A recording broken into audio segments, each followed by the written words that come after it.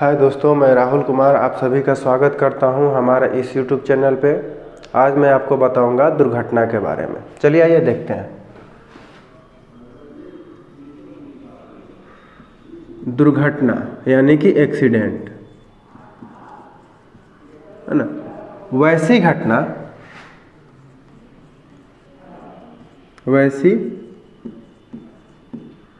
घटना जो अनिश्चित तथा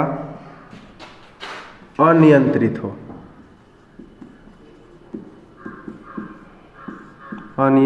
हो उसे हम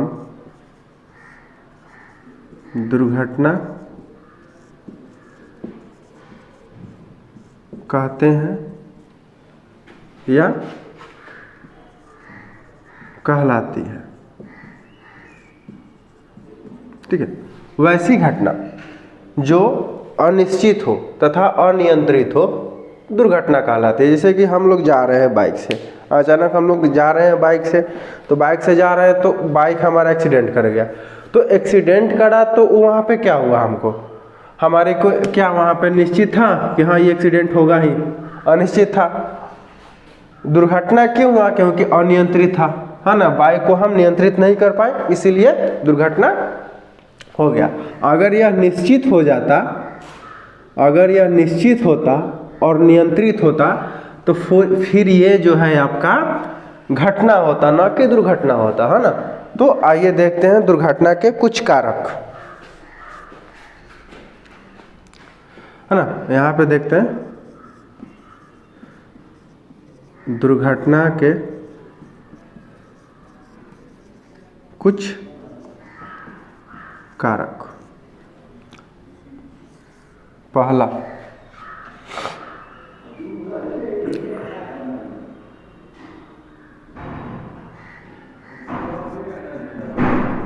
अनियंत्रित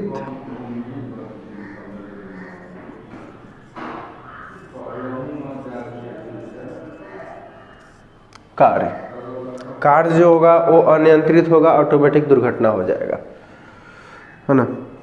दूसरा कारक में आ जाएगा हमारा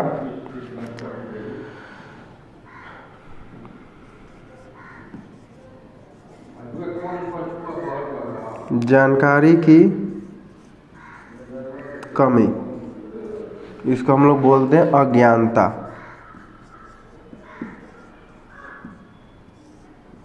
जिसको हम लोग बोलते हैं अज्ञानता, जानकारी की कमी, अज्ञानता। तीसरा आ जाएगा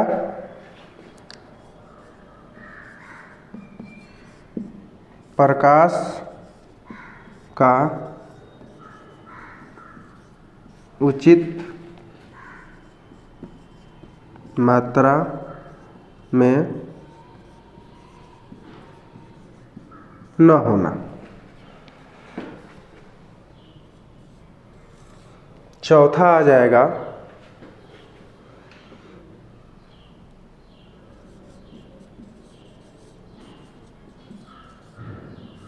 समुचित स्थान का न होना। ठीक है, पहले इतना देखते हैं, 4 देखते हैं, उसके बाद आगे देखते हैं हम लोग।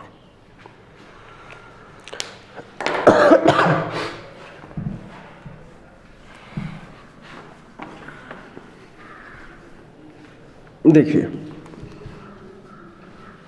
जो पहला है अनियंत्रित कार्य। जैसे कि कोई हम कार्य कर रहे हैं, जैसे कि सपोज डेट मान लीजिए कि इलेक्ट्रीशियन में हम लोग तार बिछा रहे हैं या फिर दीवार की झिर्री काट रहे हैं।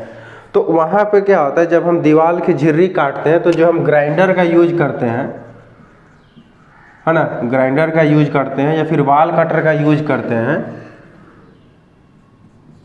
तो वहाँ पर क्या होता है कि जो हमारा ग्राइंडर होता है या फिर वाल कटर होता है, एक फोर्स लगाता है दीवार पर, है ना, उसको काटने के लिए।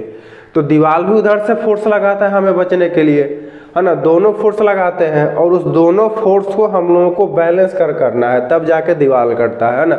वही जो फोर्स लगाता है और हम जब अनबैलेंस हो जाते हैं, है ना, तो हम वहाँ पे एक्सीडेंट होने का खतरा रहता है। दूसरा, जानकारी की कमी, जैसे कि हम गए पहली बार ग्राइंडर को उठा लिए और चला दिए, तो वहाँ पे क्या, हम जब हमको ग्राइंडर चलाने का पता नहीं है, कैसे हम ग्राइंडर यूज करते हैं उसके बारे में हमें नहीं जानकारी है, तो फिर हम कैसे उसको चला सकते हैं? अगर हम चलाएंगे तो एक्सीडेंट होगा, है ना। दूसरा है प्रकाश का उचित मात्रा में न होना, जहाँ पे हम काम कर रहे हैं अगर वहाँ पे लाइट ही सही ढंग से नहीं हो, वहाँ पे हमको सही ढंग से दिखाई ही नहीं दे, तो वहाँ पे हम काम नहीं कर सकते हैं, एक्सीडेंट होने का खतरा हमेशा बना रहेगा। दूसरा है समुचित स्थान ना होना, यानी कि जहाँ पर स्पेस की कमी हो, जैसे कि मान लीजिए कि हम काम कर रहे हैं और हम काम कर रहे हैं और वहाँ पे काम का बिल्कुल इतना सा जगह है, इतना सा जगह, उसमें हमको काम करना है। जब हम सही से वहाँ पे एडजस्ट खड़ा नहीं हो पा रहे हैं तो वहाँ पर हम काम कैसे कर सकते हैं? काम करेंगे तो हमको हाथ पे चोट लगने का डर रहेगा या टूल टूटने का डर रहेगा, जो भी काम करेंगे वहाँ पे डर रहेगा, है ना। ये चीज़ हो गया। अब आगे देखते हैं।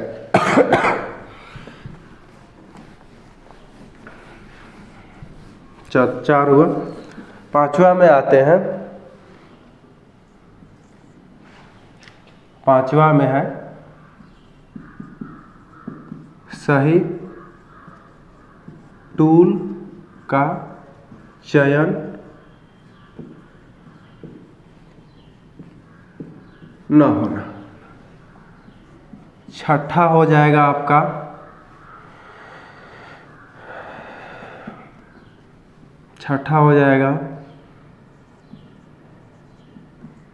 सही से PPE का पालन न करना। ठीक है, अब देखिए इसमें क्या होता है। सही टूल का चयन ना होना, तो सही टूल जहाँ पर काम है हमको पेचकस का, वहाँ पे हम चीजल लेके चले गए। जहाँ पे काम है चीजल का, वहाँ पर पेचकस लेके चले गए। जहाँ पे काम है हैमर का, वहाँ पे हम प्लायर से ठोकने लगे। पेचकस लेके चले गए, उसका हैंडल टूटा हुआ है, टेढ़ा है ना। तो उस प्रकार का जो टूल होगा, अगर इस प्रकार के टूल से अगर हम लोग काम करते हैं तो हम हमेशा एक्सीडेंट को, दुर्घटना को बुलाते हैं अपने पास। ठीक है। उसके बाद है सही से PPE का पालन ना करना, है ना। तो यहाँ पे जो PPE है, या इसका फुल फॉर्म होता है पर्सनल प्रोटेक्टिव इक्विपमेंट।